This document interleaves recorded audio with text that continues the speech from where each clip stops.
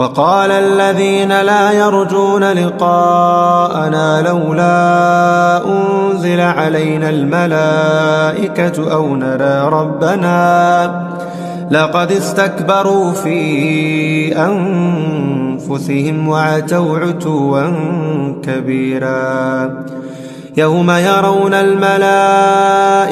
لا بشرى يومئذ للمجرمين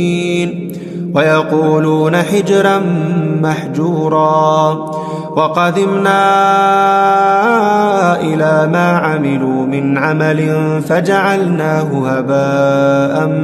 منثورا أصحاب الجنة يومئذ خير مستقرا وأحسن مقيلا ويوم تشقق السماء بالغمام ونزل الملائكة